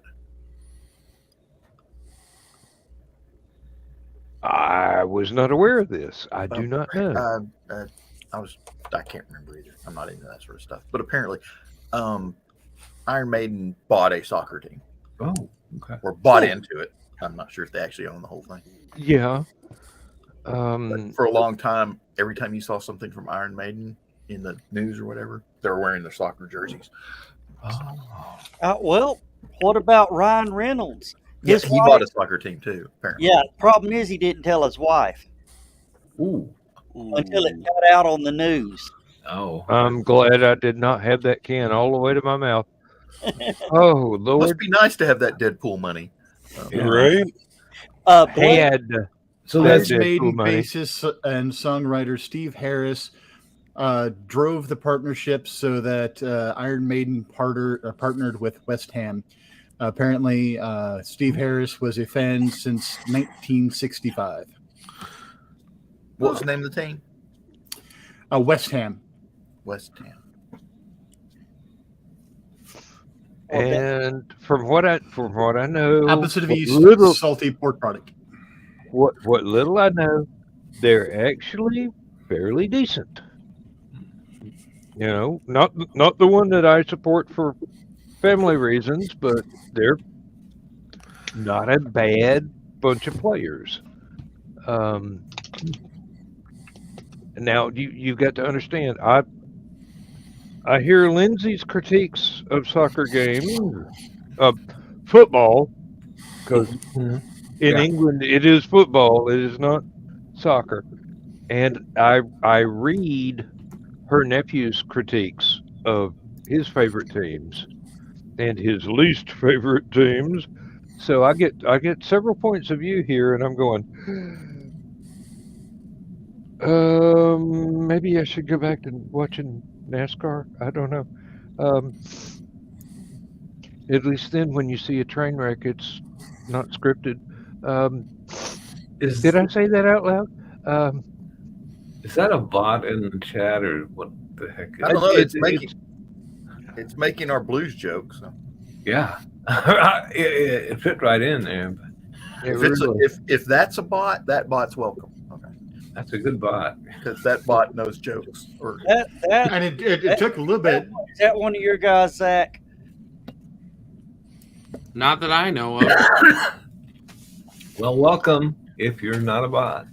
Chat GPT 2.0 or something. Welcome if you are a bot. I mean, we won't kick you for a few minutes because you're entertaining, but then we will. Hey, I grew up with George Jetson. Okay, Rosie the robot was one of the most awesome characters on shows. You know, if they ever actually come out with household robots, I want a Rosie. Our attitude and all, especially the attitude.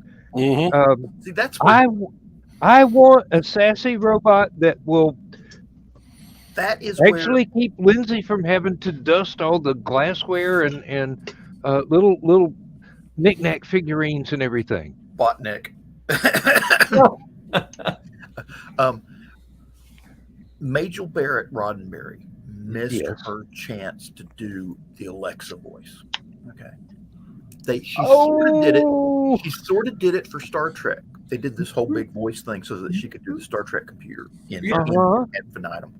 But if she had done the Alexa voice with just a little bit of everything, I wonder if they can actually like find an AI bot that could put all that together. Probably. If they've got recording of the database of everything that they used for her example voice work But to do Star Trek, they could do.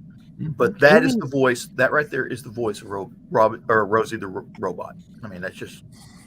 It'd have to be Majel Barrett Rodden. I don't think anybody else could do that. I was thinking more of Hazel from the old TV That is series. who she was modeled after, but Yes, indeed, yes. But I don't know if they can do that. I'm a traditionalist, and yes, I was born in the 50s and watched a lot of TV from that time period that was being repeated in the 60s. Let's put it this way: you can remember getting your first color television. I can remember not having a color television, but a neighbor did.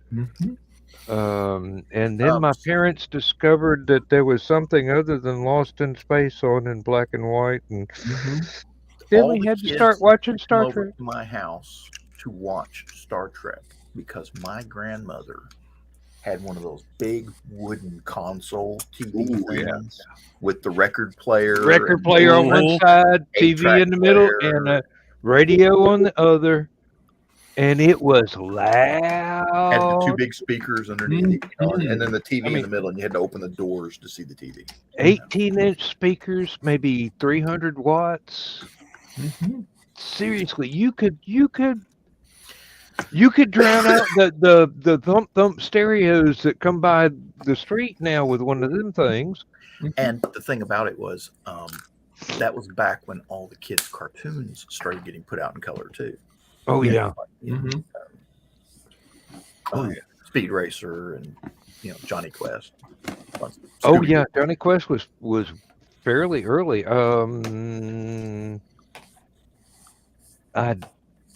Let's see, Flintstones, Johnny Quest, and I don't remember if the Jetsons started off as primetime cartoon or if they were always Saturday morning, but they might have been primetime. Yeah, Jetsons was primetime because it's part of the Flintstones. Supposedly the same universe, just different time zones. Right, because they did that crossover with what's the little green dude? Little green Gazoo. Oh yeah. Great Gazoo. Excuse me. Yes, you're right. There was an episode of the Flintstones where the Great Gazoo put the Jetsons back in the Flintstone. Ooh, okay.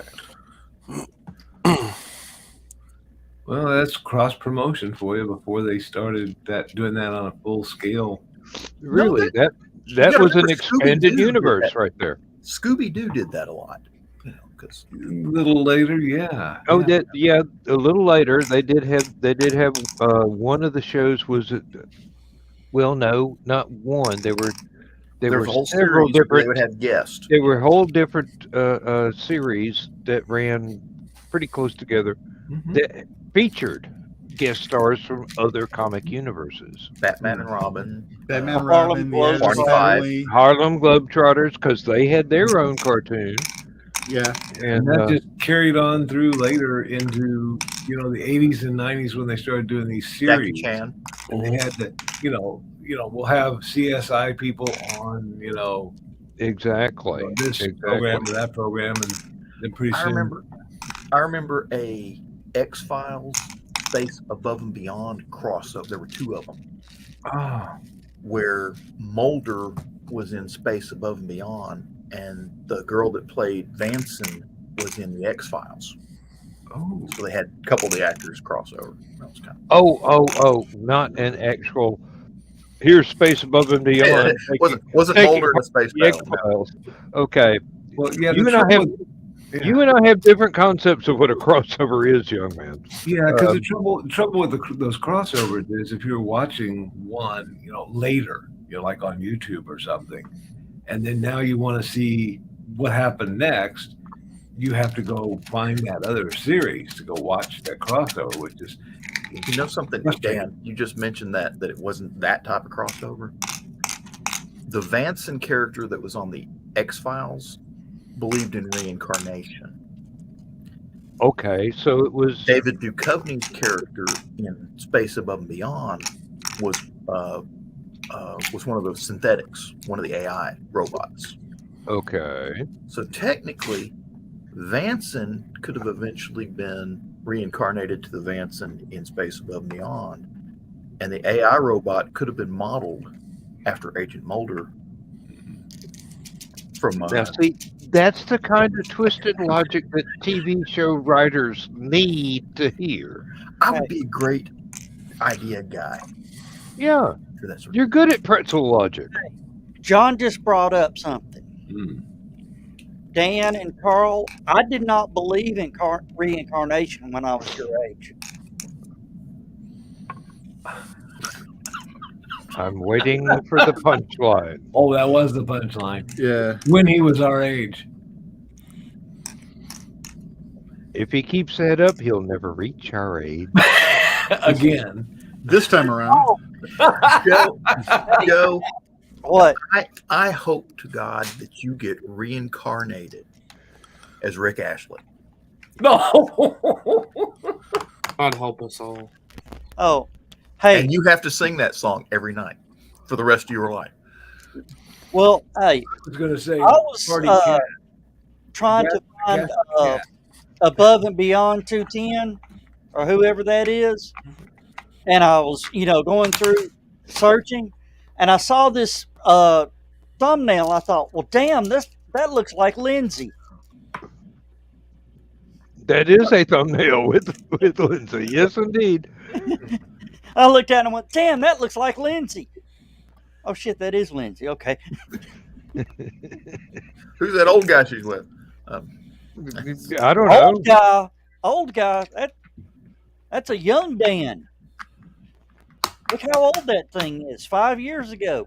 He's done age 10 the last 3. I keep working on it. I mean, I'm trying to catch up.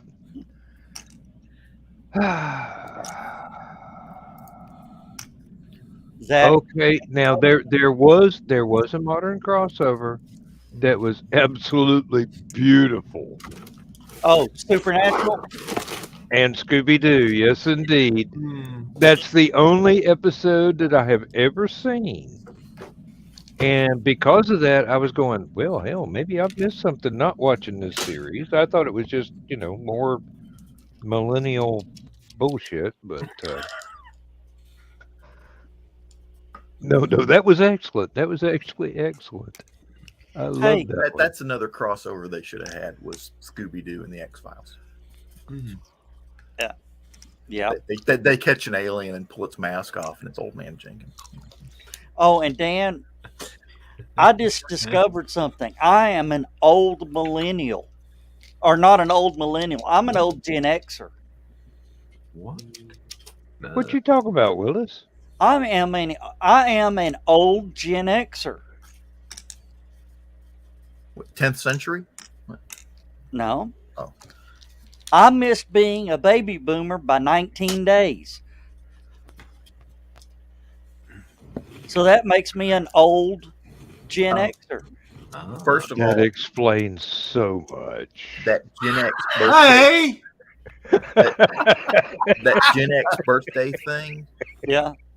is variable depending on which part of the country you're born in. Because like California and New York had Gen X, and it took like 3 years for it to trickle down to Atlanta and to the South. When they say you born before this date, doesn't mean crap.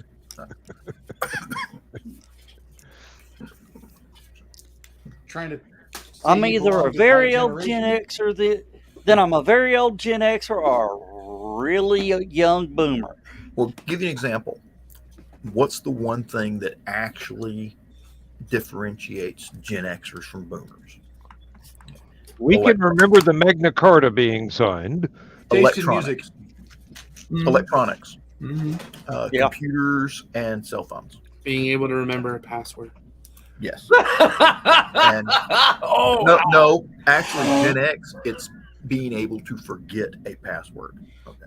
It's the new kids that are, what do they call the new ones?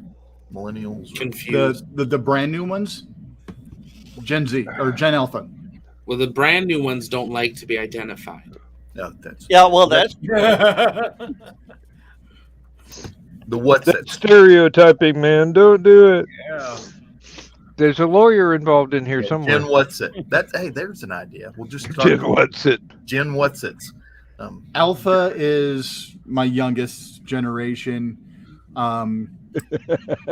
Z is my middle child's generation. Millennial is my oldest child's generation. Yeah, Donna, that's right. I've got children in 3 generations. Okay, Boomer. Okay. Wow, I need to put on my glasses. I saw that CH is an N. Oh dear. Oh. That too. You know, if we start getting, Get off my lane, you little bastards. When we start getting regular rocket launches and can actually start sending people into space stations and stuff like that, I wonder what they'll call that generation. Gone. Generation SpaceX. I mean, Cycle it back around to boomers because the boom of the rockets launch. Well, you're forgetting one. We have another generation, the silent generation. That ended in 1945. never heard of them. I heard from them all the freaking I'm time, gonna say they're not that silent. They're all on Facebook. especially when they're your parents. Oh.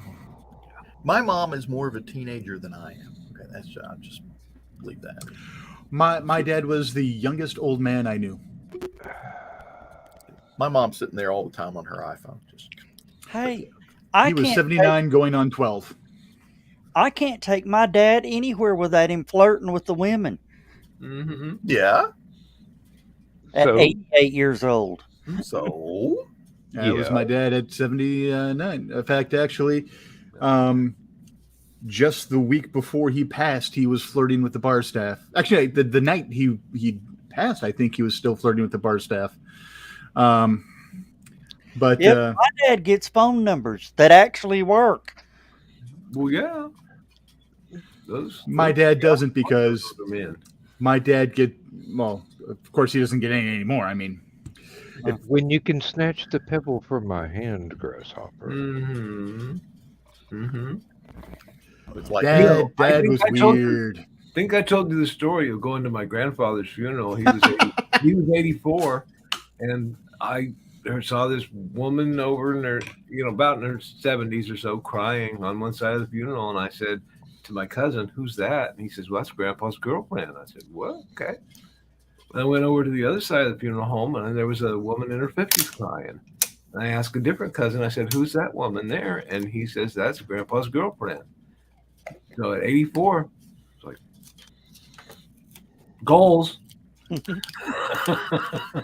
goal. Okay. And was grandma still in the picture at the same time as No. well, or okay? Zach's shaking That was his head a like, different story there. I got to go to church in the morning. I got Wondering how many times this show's gonna get canceled. do what? I'm just wondering how many times this show's going to get canceled. It's actually not. We're being kept alive by little old ladies that keep wanting our phone numbers. We go. Zach's going, I'm going to have to go to church and repent. 1-800-CHURCH. We should have a crossover with Two Hail Marys and a bottle of rum. Everything will be fine. Well, I won't bring the rum in the picture. You got the rum, but Real quick. Here we go. Don't drink, kids. Don't smoke. Don't drink. No, do it in moderation. That's what I do. In all things, moderation. Well, no, don't drink, No, kids. not all things. Those who are of the legal age, drink in moderation. Yeah, And don't drink Well- bleach. Period. You don't Wait, moderate Wait a bleach. minute, Rich. Whatever you want to do in moderation, as long as it's safe. Rich. I'm sorry. Larry Niven has laid down the law. Live life. Bleach is the in, new natural selection. live life in big bites. Moderation is for monks. And that's why Tide Pods became popular. No, that's for because stupid people decided Tide Pods became popular.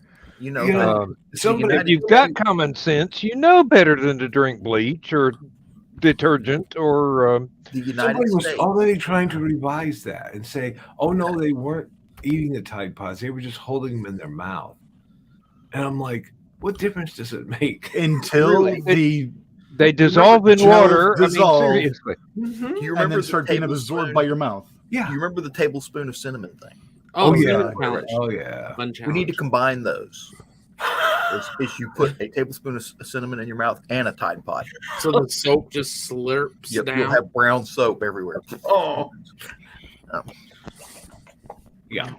Don't do that with nutmeg. It's a hallucinogen. Oh, Did I Don't say give them that the out loud? idea. It'll take Damn it, off. Dan! You just started the next internet craze right there. Really? there you go. Tablespoon of nutmeg. Oh, If you eat too much nutmeg, you'll wind up in the hospital. of course, technically, a Tide Pod is a hallucinogen too. So Oh yeah, I'm sure. But it looks That's like where a that got started. candy. Well, Well, you eat too Have much y'all seen the cinnamon. new Mood commercial? You know, the Mood that has the cannabis gummies? Oh, Oh yeah, They've now got mushrooms. And the girl sitting there, she goes, I am tripping like you would not believe, and my mom is in the next room. And I can't let her know. Because she's closer to the mushrooms than I am, and I Psilocybin- want some left for her in the psilocybin morning. gummies? Well, British Columbia legalized crack cocaine in a test campaign. They're like, You know, that's one of the things I always said. If I ever became emperor of the United States, it could happen. One of the things I was going to do was legalize all drugs and just basically let it kill it all off. Well, exactly. But the cartels, you know, once you start selling it in Walmart, right in between the Preparation H and the Witch Hazel, the Columbia drug cartels are out of business. They'll have to start selling Girl Scout cookies or something. Think of it as evolution in action. mm-hmm. And, Well, like then- I said, I got cornered by a damn crack dealer in Atlanta. Mm-hmm. Jealous. but you legalize the drugs, but you maximize the penalty for misusing, and put the responsibility on the people that are buying, selling, using, or forcing people to use. And we already have those laws in place. It's just for some reason there are no judges that have the balls to enforce maximize it. penalties nowadays. It's like gun violence. You maximize penalties on gun violence, it goes away. You say, "Oh, he had a bad upbringing." That don't count. Fry him. Deep fry him to a crackly crunch. I love that line from Clear and Present Danger. It says they offered him regular or extra crispy, and I don't think they were talking about chicken. I'm glad I swallowed before you finished that. Easy, Rich. Rich, here, I'll do it. Hold on a yeah, I minute. didn't know what I did with my son. Yeah, so. there you go. We're just going to have to get. We're going to have to get T-shirts made up for HalloCon. It's a. Oh, Rich is working on it. I am working on that. I've It needs to be, but the shirt needs to be Kelly Green, so that you can green screen it and it'll still say. Not the green. I am working on actually getting some that are the actual Kelly Green, and then some that are a couple of other colors as well, so that everyone wearing. You get me a large sweatshirt like this, Kelly Green, with that on it, I will wear it for the show. You've already done it accidentally once. The giant talking head from Futurama. Morky Mandy. Strangely enough, I just pulled it out of the dryer.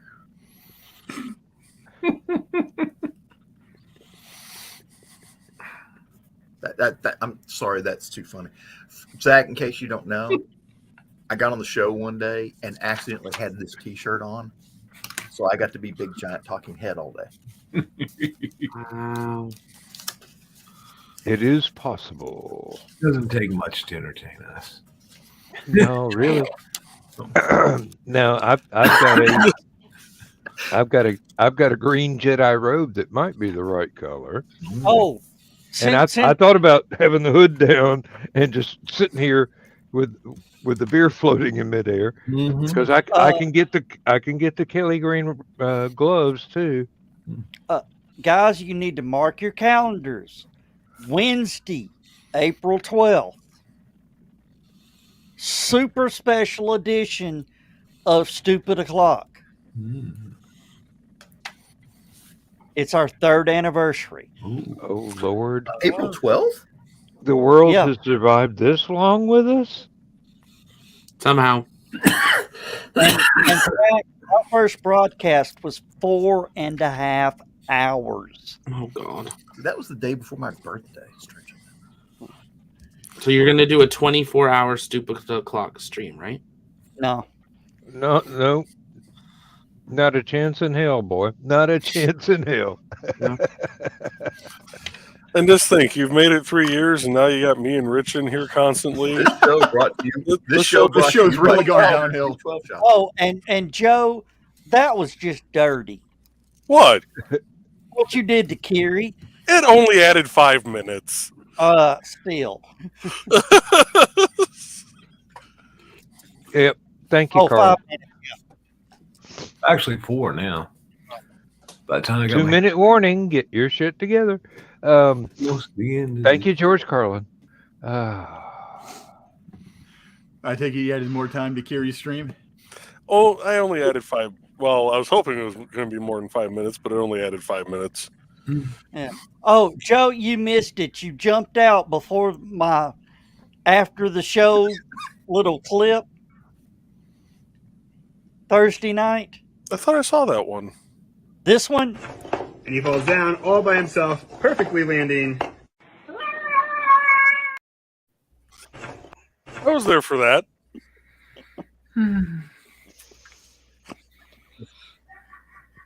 Joe Dog. I can hear Donna. One of I these just days. heard her too.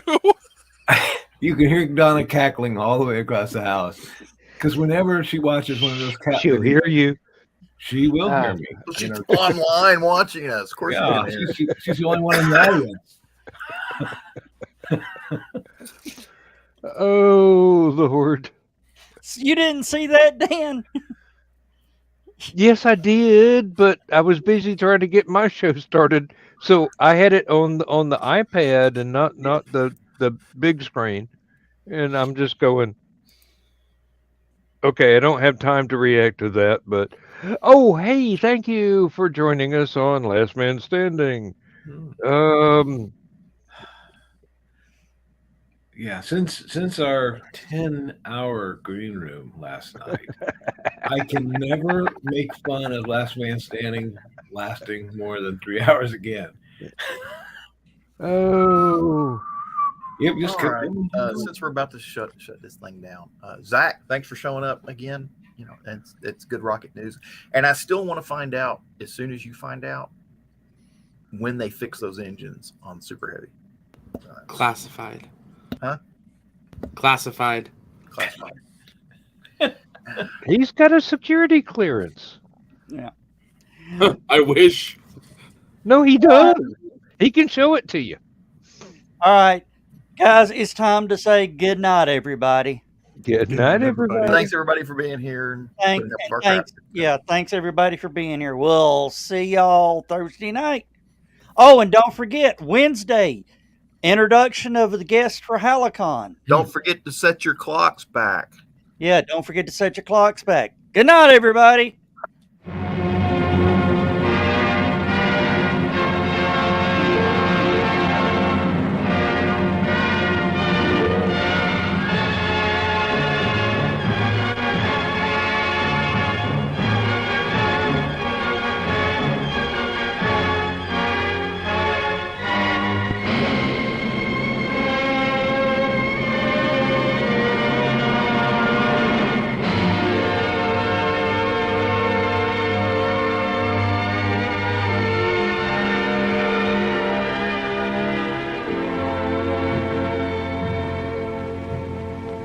have slit the surly bonds of earth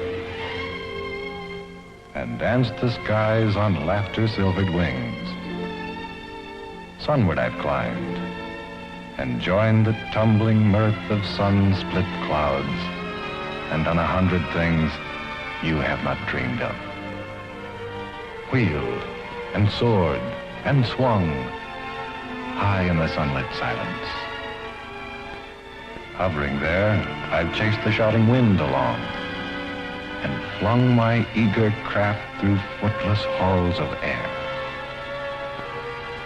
Up, up the long, delirious, burning blue, I've topped the windswept heights with easy grace, when never lark nor even eagle flew. And while with silent, lifting mind, I've trod the high, untrespassed sanctity of space, put out my hand and touched the face of God.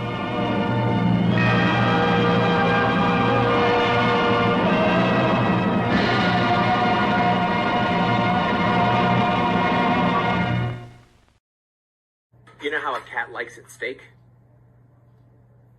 Rare.